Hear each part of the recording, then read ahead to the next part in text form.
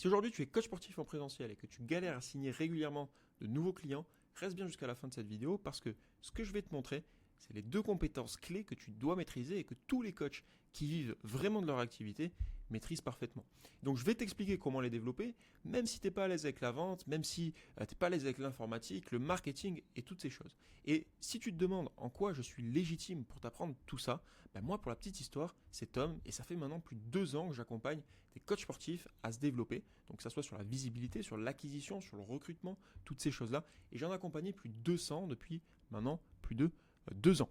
Donc certains sont passés de 0 à complet en 30 jours, d'autres ont carrément dû recruter pour gérer de la demande, et pourtant, au départ, ils faisaient certainement comme toi, pas mal d'erreurs, Instagram, bouche à oreille, contenu, tout ça sans vraie stratégie, et forcément dans cette vidéo, je vais te montrer pourquoi être un bon coach ne suffit plus, et ce qu'il te manque concrètement pour faire développer ton activité. Donc spoiler, si tu rates l'un des 2 piliers que je vais te présenter, ton business, il est foutu, et ça, personne ne t'en parle. Donc tous les résultats que tu vois, c'est vraiment des résultats que tu peux aller checker sur mon Instagram. Il y a plein de résultats différents avec plein d'objectifs différents et c'est vraiment ce que je vais t'apprendre à faire. Donc on est parti. Pour être bon et pour maîtriser ton activité, pour être bon sur le développement de ton activité, il faut que tu sois bon à 2 niveaux. Être bon en marketing et être bon en sales. En sales, c'est quoi? C'est les ventes tout simplement. Si tu n'es pas bon en marketing, forcément, tu n'auras pas beaucoup de rendez-vous, tu n'auras pas beaucoup de visibilité, etc. Donc, tu as beau être bon en sales, si tu n'as pas assez de leads, de prospects ou de rendez-vous, derrière, tu ne fais pas de chiffres. Et inversement, tu as beau être très bon en marketing, mais si tu es mauvais en sales, si tu es mauvais en vente, ça ne marchera pas non plus. Donc, on va rentrer en détail et déjà, on va parler d'un premier point qui est crucial, c'est le marketing. Et le marketing, c'est quoi? C'est l'ensemble des actions mises en place pour comprendre ton marché, attirer l'attention, éveiller l'intérêt et déclencher le passage à l'action chez ton prospect. Ok? Donc tu as 2 types de marketing principalement. Tu vas avoir tout ce qui est outbound marketing, c'est-à-dire aller vers les gens, donc tout ce qui va être prospection physique, prospection en DM, peu importe. Et après tu vas avoir tout ce qui est inbound, c'est-à-dire faire venir les gens à toi et c'est eux donc qui vont faire cette démarche-là. Par exemple, il y a des publicités qui tournent en automatique et c'est eux qui viennent à toi.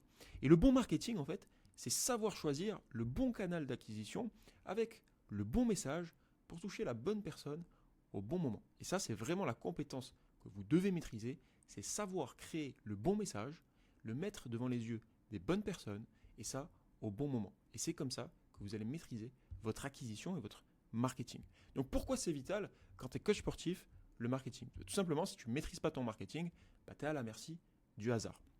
Tu ne peux pas scaler, c'est-à-dire tu ne peux pas croître, tu ne peux pas prédire ton chiffre d'affaires, tu ne peux pas optimiser de la data, parce que tu ne sais pas exactement tout traquer en fait, tu ne sais pas quelles sont tes datas, tu ne peux pas anticiper les prochains mois et toutes ces choses-là.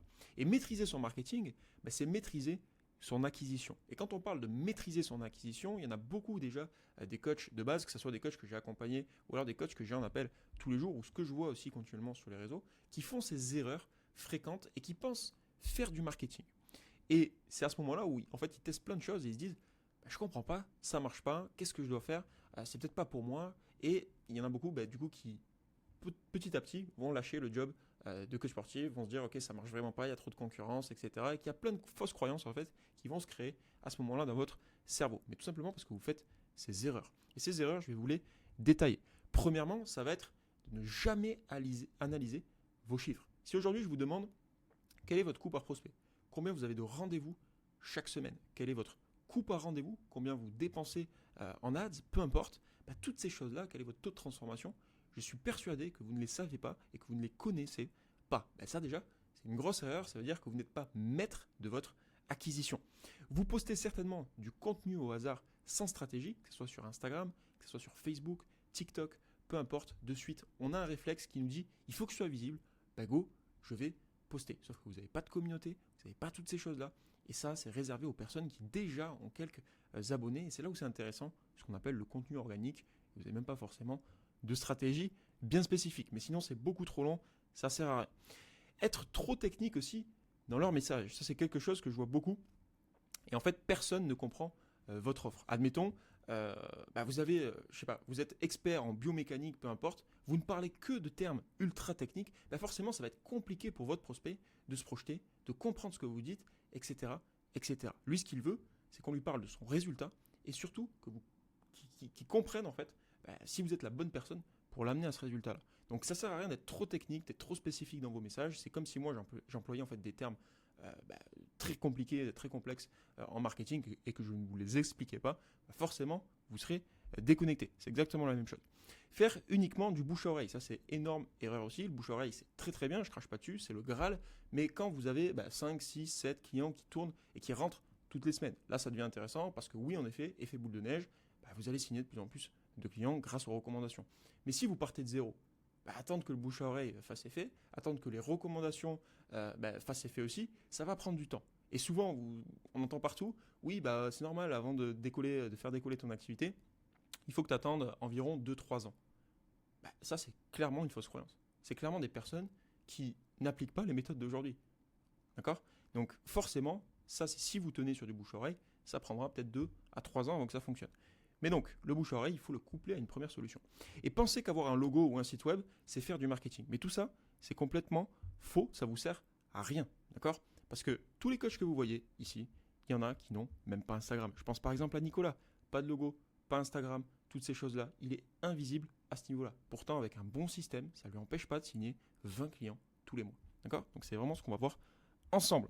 Donc maîtriser son marketing, comment il faut faire ? Déjà, premièrement, c'est comprendre son avatar client. Comprendre son avatar client, ça veut dire quoi ? C'est savoir à qui vous vous adressez. Okay ? C'est comprendre ses expressions, comprendre comment il parle au quotidien, ses frustrations, ses douleurs, ses objectifs, ses aspirations, les choses qu'il recherche au quotidien sur Internet. Peu importe, vous devez comprendre parfaitement votre avatar client, sinon votre message ne sera pas bon. Et pour ça, ça implique aussi que vous maîtrisiez votre offre et votre positionnement. Et ce que je vous conseille du coup, c'est d'avoir une seule offre bien spécifique pour un problème bien précis. Ça amène beaucoup de simplicité également. Maîtriser son marketing, c'est aussi savoir combien vous coûte un prospect, savoir combien vous coûte un rendez-vous, combien vous coûte un client. Toutes ces choses-là, c'est important pour se faire des projections. Par exemple, je dépense 500 € en publicité ce mois-ci, je sais que j'ai retourné 5 000 € de chiffre d'affaires, et bien je sais que le mois prochain, pour aller dans ces eaux-là, je dois tabler sur à peu près 500 € de publicité. Je sais que à tous les 13 € dépensés, j'ai un rendez-vous qui tombe. C'est ma métrique principale à surveiller. Mais toutes ces choses-là, si vous ne les savez pas, si vous ne les connaissez pas, forcément, vous ne maîtrisez pas votre acquisition. Et pour ça, il faut avoir un système prévisible d'acquisition. Et ce système prévisible ou prédictible d'acquisition, c'est celui-ci. C'est-à-dire un système qui vous permet de, premièrement, être visible, de générer des contacts, c'est-à-dire que ce soit eux qui fassent la démarche de venir à vous parce que vous leur mettez le bon message devant les yeux au bon moment, souvenez-vous, et que ces contacts prennent ensuite une consultation avec vous, donc un rendez-vous, et que derrière vous les transformez en clients. Donc cette transformation en client, on en parlera tout à l'heure dans le module Sales, juste ici, c'est la partie vente, d'accord ? Mais notre focus va être sur générer des contacts premièrement. C'est la première pièce du puzzle. Et pour ça, qu'est-ce qu'on va faire ? Des ads. Des ads, c'est quoi ? C'est des publicités. Et ce que je vous conseille, notamment si vous êtes coach sportif, si vous avez une activité dans le bien-être, c'est vraiment des publicités sur Meta, donc Facebook et Instagram. Et je vous rassure, vous n'avez même pas besoin d'un compte Instagram pour faire de la publicité aujourd'hui. Une page Facebook professionnelle vous suffira. Donc pourquoi c'est important ? La publicité d'ailleurs, ce n'est pas un luxe, c'est un levier d'accélération. Si vous partez de zéro, il n'y a qu'avec ça, dans les 7 prochains jours, immédiatement, que vous pouvez avoir des résultats et signer des clients. Je pense à tous les clients qu'on a accompagnés. Nous, on a un système de lancement express. Ce qu'on appelle, c'est qu'on lance tous nos clients en moins de 7 jours. Directement, en fait, une semaine après, ils ont signé déjà des clients. Et il n'y a qu'avec la publicité que vous pouvez faire ça. En fait, c'est mathématique. À partir du moment où c'est bien fait, que vous diffusez, vous allez être visible, vous générez des prospects, vous générez des rendez-vous dans la semaine. Et forcément, au plus vous avez de rendez-vous, au plus de chances vous avez de closer, tout simplement, et de signer des clients. Donc ça, c'est la première pièce du puzzle. Et avec les publicités, comme je vous l'ai dit, vous pouvez maîtriser votre acquisition. Vous pouvez cibler précisément votre avatar client, c'est pour ça que c'est important de le connaître. D'accord ? Admettons, vous êtes coach à domicile sur Paris, dans le 5e arrondissement, et vous aidez les femmes de plus de 30 ans à perdre du poids. Vous êtes une femme de plus de 30 ans qui habite dans le 5e arrondissement de Paris et vous souhaitez perdre du poids, de suite, si je suis une femme qui correspond à ces critères, je vais de suite m'arrêter. Et en gros, ce que je veux dire par là, c'est que ça, vous pouvez le faire et vous pouvez avoir le contrôle sur qui cibler grâce aux publicités. Vous pouvez le faire dans les publicités. Vous avez une visibilité immédiate, c'est à partir du moment où vous diffusez, comme je vous l'ai dit, vous avez une visibilité immédiate auprès de ces personnes-là. Et forcément, ces personnes-là qui vont se reconnaître vont se dire c'est tout à fait pour moi. Je ne sais pas, vous présentez une séance une séance découverte, vous offrez une séance découverte, admettons, dans votre publicité. Toutes les femmes qui s'identifient à cette cible-là vont se dire ok, c'est pour moi. Je fais une demande et là, vous allez générer des demandes toutes les semaines de personnes qui veulent en savoir plus sur vos services. Et donc en échange, nous, qu'est-ce qu'on fait? On demande les coordonnées, on récupère les coordonnées. Forcément, c'est de l'automatisation parce que ça tourne pour vous, vous avez besoin d'un seul contenu qui tourne pour vous en automatique. Et à partir du moment où vous injectez en fait de l'argent, parce que les publicités payantes, forcément c'est payant, donc admettons 10 € par jour, vous avez ce contenu qui tourne constamment en automatique pour vous et qui va faire le job à votre place. Donc très important, vous n'aurez plus besoin de prospecter, toutes ces choses-là. Et c'est là que vous allez commencer à vous dégager du temps et à maîtriser votre acquisition. Pourquoi? Parce que vous allez collecter de la data. Vous allez savoir combien vous dépensez par jour, combien vous générez de prospects, combien vous générez de rendez-vous, quel est votre taux de transformation, etc. etc. Et c'est comme ça qu'on va aller placer du rendez-vous. Parce qu'on récupère les coordonnées tous les jours. On laisse la possibilité de prendre un rendez-vous en automatique, admettons, mais aussi on va pouvoir les appeler et les placer en rendez-vous. Donc ça, c'est tout ce qui concerne en fait le marketing. Et si vous ne maîtrisez pas ça, derrière, vous tirez une croix sur un énorme potentiel. Et peu importe que vous me dites, il y a beaucoup de concurrents dans Amazon, etc. Tant mieux en fait qu'il y ait de la concurrence. Mais aujourd'hui, il n'y a personne qui fait ça et ceux qui le font mal. Donc vous avez un boulevard à prendre et ne le prenez pas trop tard. D'accord? Il n'est jamais trop tard. Donc maintenant, on va parler de la partie sales. Parce que, admettons, vous maîtrisez votre marketing. Maintenant, c'est cool, mais il faut maîtriser les sales. Pourquoi? Parce que si vous ne maîtrisez pas, si vous maîtrisez votre marketing, mais que vous ne maîtrisez pas les ventes, derrière, vous ne ferez pas de chiffre d'affaires. Et c'est ce que j'indique juste ici. D'ailleurs, petit aparté, la vente, ce n'est pas convaincre. C'est aider votre prospect à prendre une décision claire, alignée avec ses objectifs et à s'engager. D'accord? Et votre job de coach, en fait, il va déjà être là en amont pour le pousser à prendre une bonne décision. Et parce que faire le premier pas, c'est ce qu'il y a de plus dur. Donc, pourquoi c'est crucial pour vous? Comme je vous l'ai dit, si vous avez un bon marketing et que vous êtes mauvais en sales, vous faites 0 chiffre d'affaires. Et tu peux avoir le meilleur marketing du monde, si tu ne sais pas closer, tu perds tout. La vente, c'est le point de bascule finalement entre un business rentable et un business épuisant. Et c'est aussi ce qui te permet de choisir tes clients et pas de les subir. Okay? Et il y a beaucoup d'erreurs aussi que je vois chez certains coachs, notamment des erreurs fréquentes dans vos process de vente. Premièrement, ça va être par exemple de ne pas cadrer, de ne pas asseoir sa posture et sa posture de leader en fait, de ne pas sentir qu'on est le leader. Ça c'est super important de savoir que vous êtes l'expert et de le faire ressentir auprès de la personne. Et de cadrer, ça se fait notamment par le cadrage. Donc là j'ai mis l'exemple de faire une séance découverte, admettons sans cadrage, vous arrivez en séance découverte, vous ne cadrez pas la séance, forcément, admettons, ça devait durer 30 minutes, il se peut que ça déborde et que ça dure 1 heure, 1 heure et demie avec des personnes qui blablatent. Mais si en amont, vous aviez cadré tout simplement, vous lui avez dit, ok, voici comment ça va se dérouler. Premièrement, je vais analyser un petit peu ta situation. Deuxièmement, on va se faire la séance. Troisièmement, on parlera de notre offre, ok, si ça te correspond, etc. Tout ça, ça va se faire sur un délai d'1 heure. La personne, je la projette, elle sait exactement les étapes qui vont l'attendre. Et donc, même à la fin, lorsque vous aurez effectué votre séance, elle sait qu'elle devra passer à l'action parce que vous lui avez déjà dit dès le départ que vous allez, entre guillemets, en parler à la fin de votre échange. Et ça, le cadrage, c'est la chose limite la plus importante pour asseoir votre position d'expert et surtout pour vous faire respecter et pour amener de la clarté dans l'esprit de votre prospect. Erreur numéro 2, c'est de ne pas filtrer les prospects en amont. Que ça soit dans votre setting, que ça soit dans vos publicités, que ça soit dans tout ça, peu importe. L'erreur que je vois, c'est de ne pas filtrer les prospects. C'est difficile c'est facile plutôt de générer des contacts, de générer des prospects, mais c'est difficile d'en générer des qualifiés. Et pour les qualifier, il faut que vous passiez par plusieurs étapes, notamment si on parle dans les publicités, juste demander les coordonnées, forcément il n'y a pas de friction, ça va être facile. Vous allez avoir beaucoup de prospects, mais beaucoup de déchets aussi. Donc posez plein de questions qui vont qualifier cette personne en amont. Deuxièmement, admettons, vous l'avez au téléphone, pareil, vous asseyez votre position d'expert en cadrant, et si la personne ne correspond pas au profil de personne que vous pouvez accompagner, vous lui dites. Et en fait, vous devez absolument filtrer et qualifier, surqualifier à chaque étape. Troisième erreur, c'est penser qu'il faut être un bon parleur.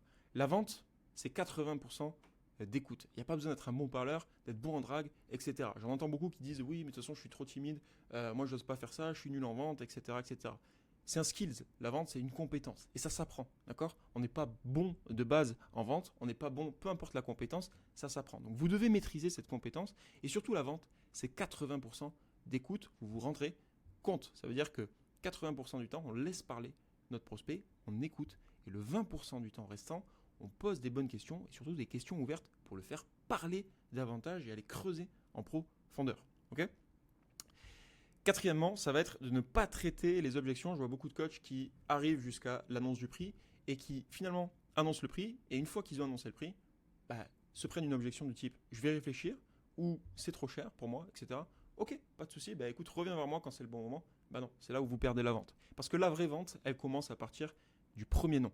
Donc c'est là où vous devez être bon. C'est dans le traitement des objections, savoir comment traiter, je vais réfléchir, savoir traiter toutes ces choses-là pour derrière, finalement, aller chercher et aider la personne, la convertir sur votre offre.